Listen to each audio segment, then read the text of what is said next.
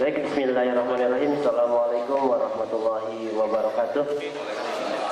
Kita ketemu lagi di pemateri selanjutnya. Di samping saya sudah hadir pemateri selanjutnya. Namun sebelumnya kalau saya perkenalkan terlebih dahulu. Nama Denny Solihin SPD. Tempat tanggal lahir Cimahi 8 Oktober 1987. Alamat 78 ya. Alamat Jalan Pesantren nomor 103 RT 02 RW 16 Cibaban Cimahi Utara 40513. Status menikah, memiliki satu orang putra. Riwayat pendidikan S1 UPI Bandung tahun 2000 jurusan Administrasi Pendidikan. S2 Unpad yang sekarang masih dalam proses.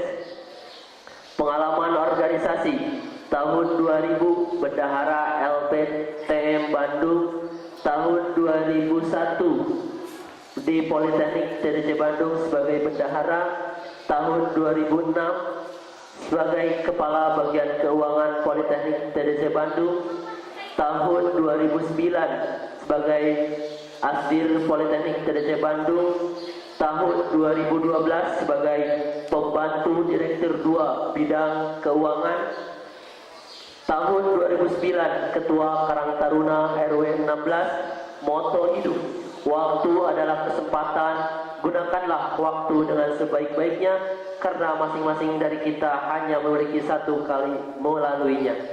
Nomor kontak 081220159151. Untuk lebih jelasnya saya persilakan kepada Bapak Denny Solihin untuk menyampaikan materi.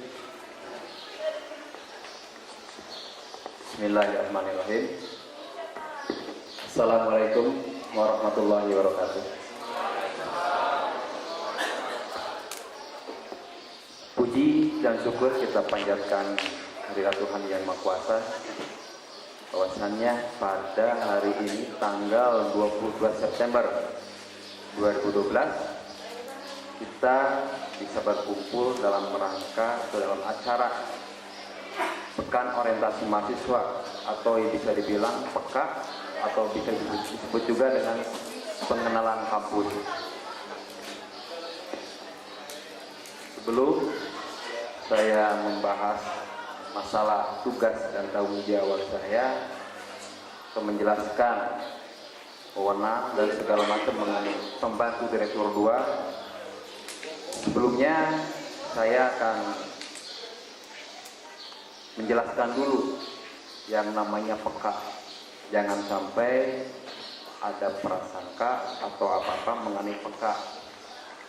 Seperti contohnya banyak kejadian-kejadian yang terjadi di kampus lain gara-gara PEKA, banyak terjadi hal-hal yang tidak diinginkan.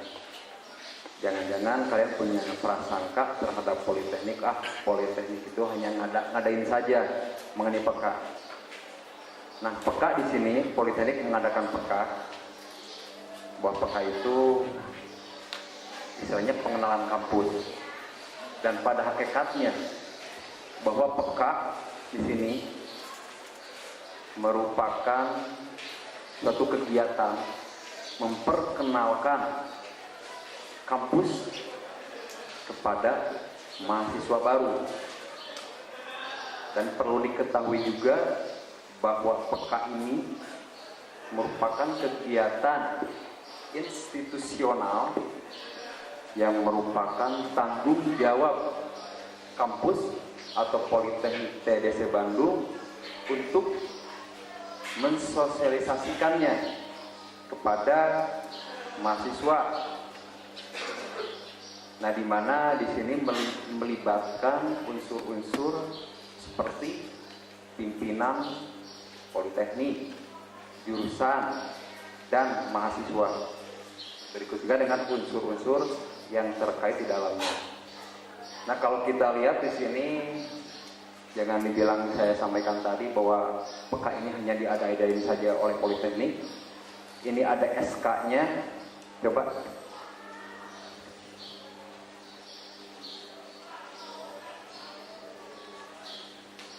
Nah, ini ke atas. Nah, ini PEKA ya. mengenai masalah pengenalan kampus, bahwa penyelenggaraan PK ini berlandaskan ya, pada SK Dirjen Dikti Direktorat Jenderal Pendidikan Tinggi nomor 38 garis miring Dikti garis miring Kep garis miring 2000 tentang pengaturan kegiatan penerimaan mahasiswa baru di pendidikan tinggi, pada dasarnya untuk memberikan pengenalan awal bagi mahasiswa baru, baik berkenaan dengan sejarah kampus, lembaga-lembaga yang ada di kampus, jenis-jenis kegiatan akademik, sistem kurikulum, cara pembelajaran yang efektif di perguruan tinggi, para pimpinan politeknik, jurusan, dosen, dan lainnya. Nah, oleh karena itulah pengenalan kampus atau PK bagi mahasiswa baru merupakan kegiatan yang penting di berbagai perguruan tinggi meskipun dengan nama yang berbeda-beda. Nah, ini udah ada SK Dirjennya, jadi bukan hanya sebatas diada-adain oleh Politeknik TRC. Jadi ini udah ada SK Dirjennya, tetapi jangan menyimpang dari aturan atau SK ini. Misalkan ada kekerasan atau bagaimana, itu tidak boleh.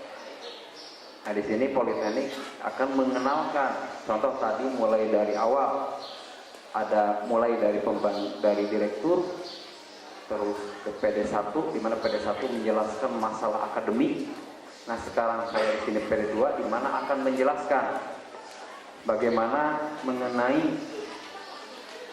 administrasi dan keuangan. Sementara di saya di sini, coba ke bawah, ke atas bagas, ke atas dulu deh. Kiri, tombol kiri.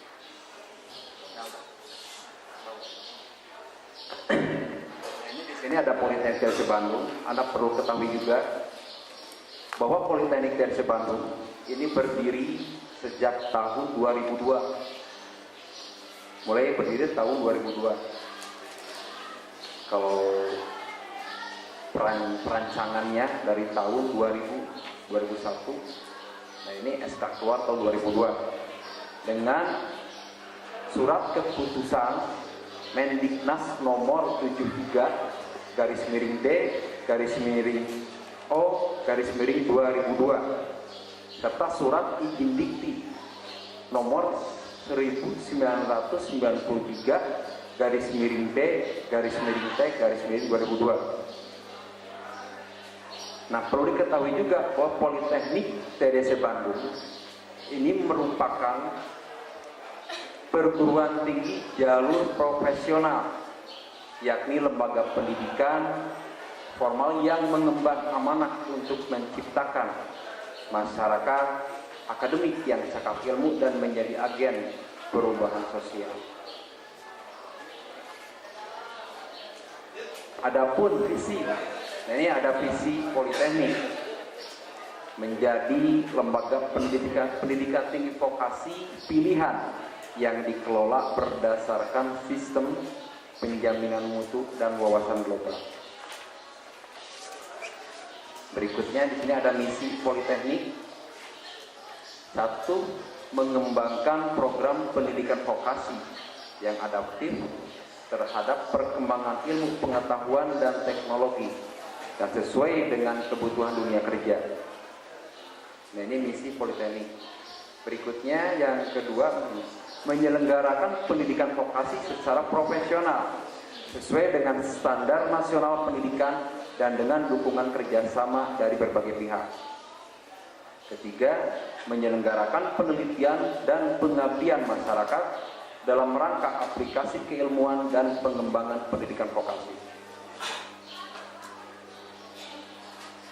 Nah, di sini ada pun tujuan dari Politeknik. 1. Meningkatkan sumber-sumber keuangan untuk pengadaan sarana dan prasarana agar dapat memenuhi tuntutan minimal standar pendidikan. Yang kedua, mengembangkan program studi yang lebih sesuai dengan kebutuhan dunia kerja dan kemajuan ilmu pengetahuan dan teknologi serta diminati masyarakat. Berikutnya, meningkatkan jumlah pendaftar mahasiswa baru agar setiap program studi dapat menerima jumlah mahasiswa minimal satu kelas. Jadi minimal satu kelas, 24 orang per kelasnya gitu ya. Berikutnya, mengelola penyelenggaraan pendidikan program Diploma 3 dan Diploma 4 dengan sistem penjaminan mutu agar lulusannya sebagai ahli media, sarjana sains terapan yang memiliki kemampuan keahlian di bidangnya dan kemampuan generik atau soft skill yang komprehensif yang memadai. Yang berikutnya, mengupayakan semua individu, karyawan, dosen, dan struktural manajemen berperilaku profesional, efektif dengan memberikan kebebasan cara mencapai tujuan-tujuan yang telah ditentukan dalam sistem. Berikutnya, melaksanakan kerjasama yang saling menguntungkan dengan industri atau institusi mitra dan berbagai pihak lain dalam rangka mengembangkan program dan melaksanakan pendidikan dan pelajaran yang bermanfaat bagi dunia kerja dan masyarakat pada umumnya. Dan ini terakhir, menyelenggarakan penelitian dan pengabdian masyarakat dalam rangka aplikasi keilmuan dan pengembangan pendidikan vokasi serta menjadikan Politeknik TDC Bandung sebagai aset nasional yang dapat dimanfaatkan masyarakat. Dan ini semuanya perlu kalian ketahui, jangan sampai nanti kalian naik mobil tidak tahu arah dan tujuannya. Jangan-jangan kalian diarahkan kepada jalur yang sesat. Nah, inilah visi, misi, dan tujuan daripada Politeknik TDC Bandung. Jadi kalau mau masuk Politeknik, lihat dulu apa visinya, apa misinya, dan apa tujuannya. Kalau tidak jelas, jangan-jangan nanti arahnya ke arah yang sesat, ya. Dan berikutnya, ini kita langsung kepada tugas dan tanggung jawab saya sebagai pembantu direktur 2. Perlu diketahui bahwa pembantu direktur 2 ini secara khusus bertanggung jawab dengan urusan administrasi keuangan, terus pengelolaan sumber daya manusia dan penyediaan sarana dan prasarana, terus mengembangkan unit usaha dan kerjasama. Dan ini pasal 15 di sini dalam arti ini aturan undang-undang atau kitab Politeknik, dalam arti statuta Politeknik pada pasal 15 bahwa pembantu direktur 2 bidang administrasi dan keuangan umum membantu direktur memimpin pelaksanaan kegiatan di bidang administrasi umum dan keuangan serta melaksanakan fungsi pengelolaan dalam 1. Penyusunan rancangan anggaran pendapatan dan pengeluaran yang sesuai dengan kemampuan keuangan Politeknik, pengelolaan keuangan dengan aliran kas yang tertib, dan pengawasan anggaran atau keuangan intern yang aktif untuk semua pendapatan dan pengeluaran jurusan atau program studi yang pendapatan dan pengeluaran lainnya. Yang kedua, melakukan langkah efisiensi dan tertib administrasi terutama di bidang keuangan dan pengeluaran dana yang ada. Yang ketiga, perencanaan, pembinaan dan pengembangan sumber daya manusia khusus karyawan administrasi dan karyawan penunjang akademik. Keempat, pembinaan dan kesejahteraan karyawan. Berikutnya, pengelolaan, perlengkapan, inventaris, ruangan, serta bangunan. Keenam, pengelolaan data administrasi umum. Ketujuh, pengendalian penataan dana swadaya dan sumber non-budget secara tertib. Kedelapan, pengurusan kerumah tanggaan, kebersihan, ketertiban, dan keamanan. Kesembilan, penyusunan sistem administrasi keuangan, kerumah tanggaan, dan peraturan intern yang diperlukan. Nah, itu tadi tugas tanggung jawab sesuai dengan pasal 15 menurut statuta dalam aturan Politeknik untuk pembantu direktur 2. Dan di sini saya mempunyai misi bagaimana melaksanakan tugas-tugas sesuai dengan yang diberikan khususnya memfasilitasi dengan penuh tanggung jawab bagi seluruh sivitas akademika dalam pelaksanaan pendidikan tinggi. Nah, ini pimpinan dan staf pembantu direktur 2, saya sendiri, saya Denny Solihin. Yang kedua di sini ada yang namanya Kabag Umum Fajar Mutakin Ginting, STSST. Berikutnya Kabag Kepegawaian Bapak Soeharto, Sarjana Manajemen. Kabag Keuangan Pak Yan Hidayatullah, SIPSST. Kau Rumah Tangga Asep Mustafa. Staf Kepegawaian Haryo ST. Staf Keuangan Pembukuan Yusta Lestari Agustin, SIKOP. Dan staf keuangan atau bendahara Dini Rohmayani AMD. Nah, sedikit saya jelaskan untuk sampaikan untuk Kabag Umum dan Kabag Keuangan, mereka tidak bisa hadir sehubungan dengan adanya suatu keperluan. Dan di sini perlu kalian ketahui bahwa nanti Kabag Umum tugasnya di bidang peralatan, kebersihan dan sebagainya. Misalkan mau meminjam kelas atau menggunakan ruangan kelas, silakan Anda bisa menghubungi bagian umum. Ini Pak Fajar mau takin gitu. Mau pinjam LCD atau laptop untuk proses pembelajaran, silakan hubungi Pak Fajar Mutakin. Kalau keuangan, di sini Anda bisa menghubungi Kabag Keuangan yakni Pak Yan Hidayatullah, SIP SSB.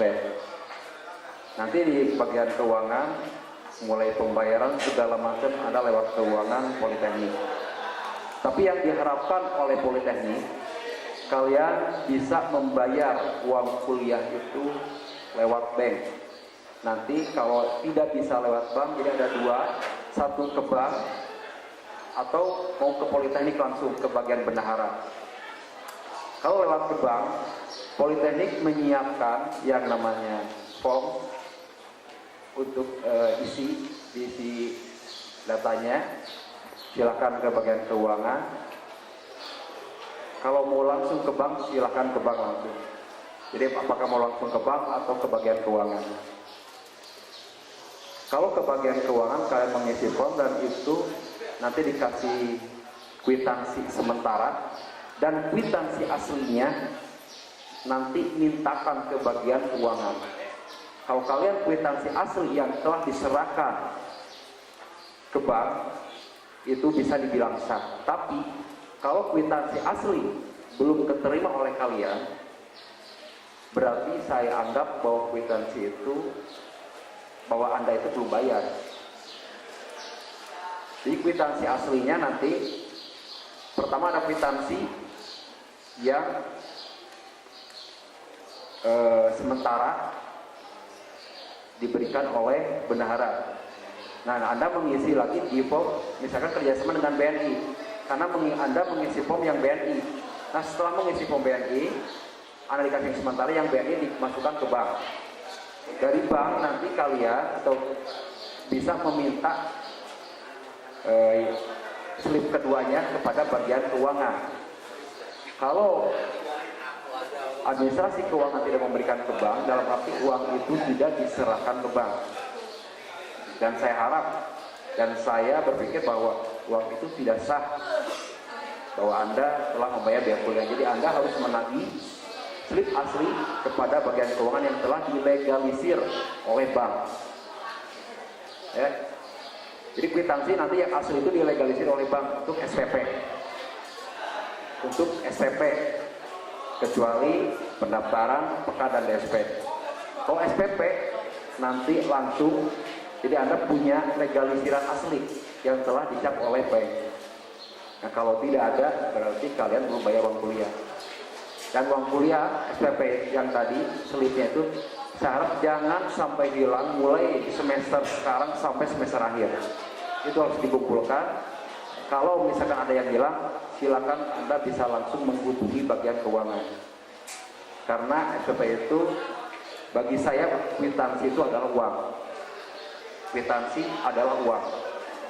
Kalau kwitansi hilang, ya uang hilang. Kecuali nanti kalian langsung hubungi bagian keuangan, Pak, saya atau Ibu, nih kwitansi saya hilang, saya minta slip yang baru, jangan fotokopi. Karena slip itu nanti akan dijadikan bahan sebagai daftar atau syarat-syarat di dalam ujian sidang. Persyaratan ujian sidang Anda harus mempunyai slip pembayaran biaya kuliah. Nah, kalau hilang, silakan kalian bisa minta ke bagian keuangan. Kalau bagi yang sudah bayar, kalau yang belum, ya syarat dibayar sesuai dengan ketentuan yang telah ditentukan oleh Politeknik dari Bandung. Untuk pembayaran, mungkin nanti ada sistemnya. Satu, apakah mau dibayar per bulan? Oh, saya mau bayar sebulan sekali untuk 1 semester. Atau mau dibayar full, mangga. Atau lagi mau dibayar pertama 50%, 30%, terus 20%, atau 50, 25, silakan. Tapi yang lebih bagus bagi Politeknik, kalian membayar full sekaligus membayar, itu harapan Politeknik. Kalau tidak bisa, silakan dengan sistem yang lain. Yang penting bagi Politeknik kalian membayar biaya kuliah.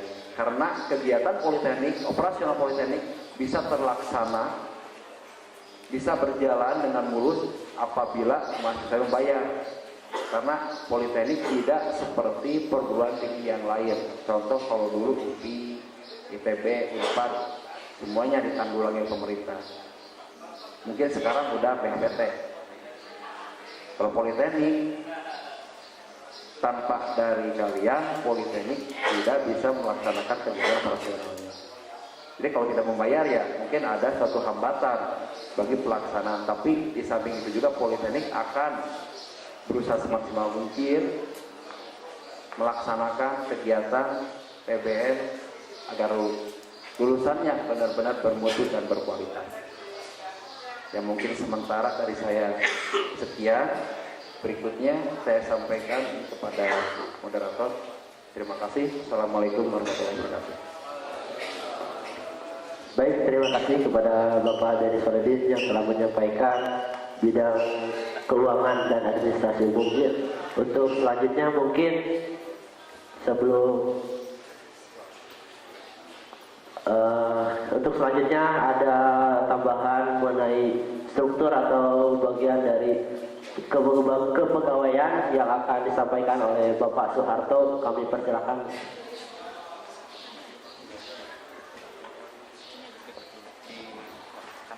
Ya, terima kasih saudara moderator. Kita segarkan suasana. Apa kabar mahasiswa? Aduh, kayaknya 40%. Kita coba bersemangat lagi. Apa kabar mahasiswa? Gitu dong. Ini namanya semangat. Baik. Assalamualaikum warahmatullahi wabarakatuh. Kalau tadi Pak Denny sudah menjelaskan masalah program-program kerja, fungsi beliau sebagai pembantu direktur 2, serta jajaran yang mendukung program kerja beliau. Tadi sudah dalam slide juga terlihat ada 3 bagian yang mendukung kegiatan pada pembantu direktur 2 bidang administrasi dan keuangan. Antara lain tadi ada bagian umum, ada keuangan dan kepegawaian. Buat bapak-bapak yang di sebelah kiri saya mungkin sudah paham betul menyangkut masalah apa yang tadi diutarakan oleh Pak Denny. Karena memang tidak mungkin Pak Denny bisa bekerja sendiri tanpa disupport oleh stafnya di bawah. Kita tahu bahwa program yang demikian banyak itu harus dibagi ke bawah kepada fungsi-fungsi yang terkait sampai dengan pelaksana di bawah. Dan kebetulan saya dipercayakan untuk mengelola pegawai yang ada di Politeknik TEDC ini. Seperti juga di perguruan tinggi lainnya, saya kira menyangkut masalah kepegawaian ini adalah berusaha untuk memberikan suatu pelayanan yang sebaik-baiknya kepada siapa? Ya tentunya kepada karyawan kita sendiri. Tetapi tentunya bukan hanya karyawan saja kalau ada di perguruan tinggi ya, termasuk juga kepada dosen, baik itu dosen tetap maupun dosen yang tidak tetap. Itu prinsipnya. Jadi paling tidak, lanjut. Di situ juga kita mempunyai suatu kewenangan, paling tidak yaitu mengambil suatu kebijakan yang dianggap perlu secara internal di dalam keorganisasian yang sejajar. Apakah itu melakukan suatu koordinasi, mengadakan suatu rapat-rapat kecil, hingga suasana organisasi cukup dinamis. Kemudian juga kita melakukan suatu pengelolaan agar supaya kondisi karyawan dan dosen itu juga dapat dilayani secara maksimal. Tanggung jawab kami adalah di mana semua jenis kegiatan secara administrasi secara umum yang bersifat teknis, kemudian juga dalam melakukan tugas bertanggung jawab kepada membantu direktur 2. Itu yang utama. Di atas Pak.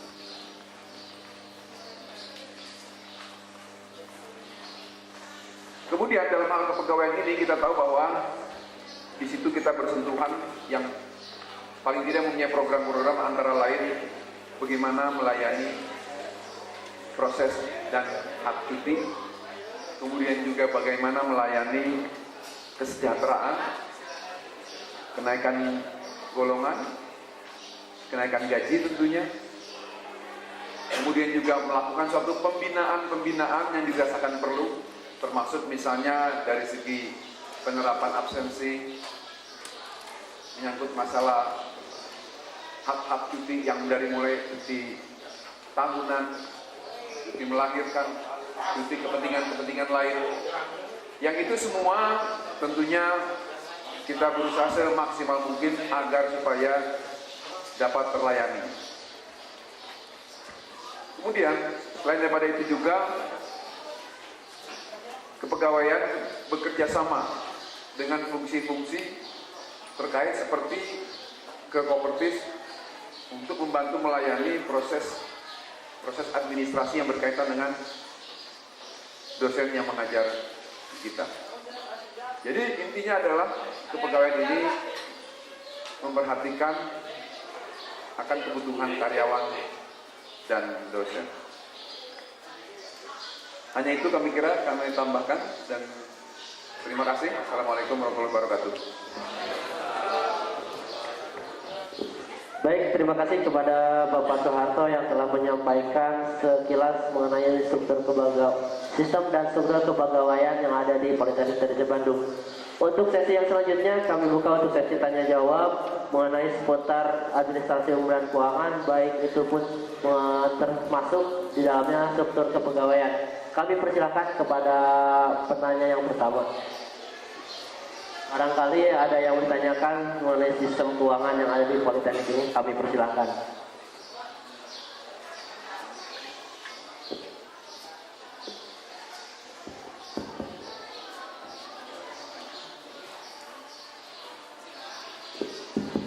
Ya, kami persilahkan untuk yang mau bertanya.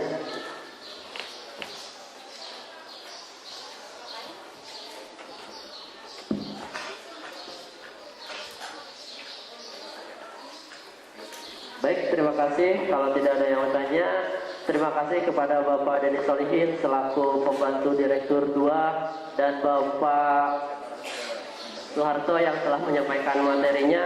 Akhir kata dari kami, terima kasih. Assalamualaikum warahmatullahi wabarakatuh.